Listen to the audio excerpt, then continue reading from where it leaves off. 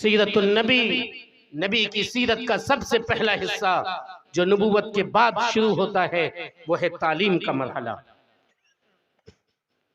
कुरान ने साफ बतलाया है, एक जगह नहीं कई जगह बतलाया है कि लोगों तुम बताओ साया और धूप बराबर हो सकता है?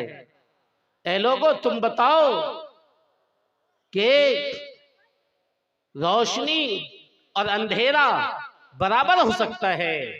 अल्लाह ने मिसाल दे देकर बतलाया और फिर कहा कुल हल यस्तविल लदीन यअलमून वल्लदीन ला यअलमून, बताओ जो इंसान जानने वाला है और जो इंसान जानने वाला नहीं है दोनों बराबर हो सकता है? हरगिज नहीं, हरगिज नहीं। मुसलमानों, सबसे पहला सबक, सबसे पहली बात जो मुझे आपसे कहनी थी वो ये है कि 3 वक्त भूखे रह जाओ, घर में खाना न बने,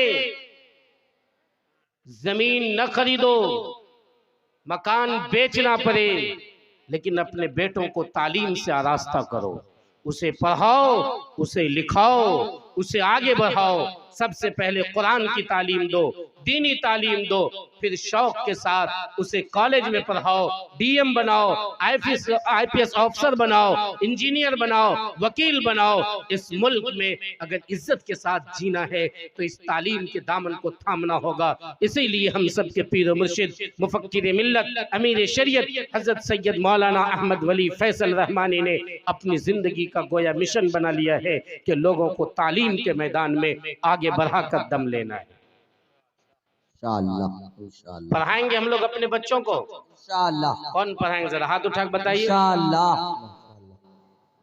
आपको मैं बताऊं, आपको अगर अल्लाह ने औलाद नहीं दी है, आपके पड़ोस में जो बच्चा है उस बच्चे को पढ़ाइए।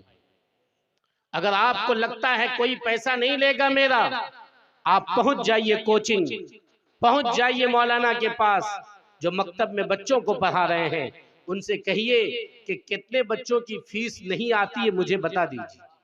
अगर वो कह दे 10 बच्चे की नहीं आती है, अल्लाह ने आपको ताकत दी है एक बच्चे की फीस देने की, आप एक बच्चे की अपनी तरफ से दे दीजिए, कहिए अब 9 बच्चे से लीजिएगा। इस तरह मौलाना को कहिए किसी बच्चे को भगाना मत। अगर फीस नहीं होती है, जितना हमसे होगा हम देंगे, जितना जिससे होगा वो जाकर फीस दे और उसके पास जमा करे। इससे क्या होगा, आपकी अगली वाली नस्ल भी पढ़ेगी। मैं इसलिए कह रहा हूं कि अगर मेरा बेटा पढ़ ले और इनका बेटा जिसका घर मेरे बगल में है वो नहीं पढ़े, वो लुच्चा रहे, लफंगा रहे, शराबी रहे, जुआरी रहे, कबाबी रहे, मेरा बच्चा मुंगेर की सरजमीन पे पढ़ता है, वो तो घर आएगा, घर आके कहां जाएगा? उसी लुच्चे के पास, उसी लफंगे के पास, उसी शराबी के पास। देखेगा उसके हाथ में एक गुटखा का पैकेट है, वो उसे लेकर खाता है। देखेगा उसके पास शराब की बोतल, मेरा बच्चा भी पैसा लेगा और जाकर शराब पिएगा, मेरा बच्चा भी गलत करेगा। अगर आपके माहौल में दूसरे बच्चे नहीं पढ़ेंगे, आपका बच्चा भी नहीं पढ़ सकेगा। कौन कहता है सोहबत का नहीं होता असर? कौन कहता है सोहबत का नहीं होता असर? आदमी तो आदमी, दरो दीवार बदल जाते हैं। सोहबते बद से हमेशा भाग तू, सोहबते बद से हमेशा भाग तू, वरना बन जाएगा काला नाग तू, वरना बन जाएगा काला नाग तू। हमें और आपको लुच्चों की सोहबत से बचाना होगा, शराबी लफंगे की सोहबत से बचाना होगा। ये सबसे पहला पैगाम था जो मैं आप लोगों को देना चाहता था कि आपके गांव में कोई बच्चा अनपढ़ न रहे, कोई जाहिल न रहे। जिस दिन आपके गांव में मगरिब की अजान हो और सड़क पर, किनारे में, रोड पर एक बच्चा भी घूमता हुआ न मिले, हर बच्चा किताब लेकर या तो मस्जिद के गेट पर खड़ा रहे इमाम साहब से पढ़ने के लिए, या किताब लेकर अपने दरवाजे पे बैठा हुआ है, चाहे वो अलिफ से अल्लाह पुकार रहा हो, चाहे वो RAT रेट CAT कैट की रट लगा रहा हो। समझ जाइए उस दिन आपका ये गांव आसमान की बुलंदी पर पहुंचेगा। हक है बेशक।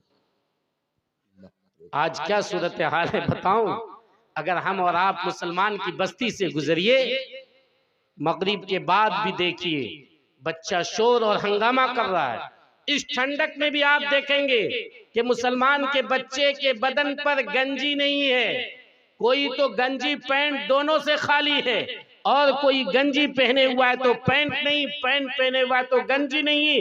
और भी मैं आपको बताऊं, बाज बच्चे ऐसे मिलेंगे जो एक हाथ से नाक पकड़े हुआ है और दूसरे हाथ से पैंट, नाक से भी नीचे निकल रहा है, पैंट भी नीचे जा रहा है, वो बच्चा इस तरह थामे हुआ है। ये मुसलमानों की बस्ती की हाल। इसलिए हमें और आपको संभलना होगा, जागना होगा। जिसे फजूल समझकर बुझा दिया है तूने, जिसे फजूल समझकर बुझा दिया है तूने, वही चिराग जलाओ तो रोशनी होगी, वही चिराग जलाओ तो रोशनी होगी। करेंगे ऐसा इंशाअल्लाह। कौन लोग बच्चे को जाहिल रखेंगे, जरा हाथ उठा के बताइए इंशाअल्लाह। अल्लाह। चचा का तो सबसे पहला सबक जो मैं आपको देना चाह रहा था वो यही था।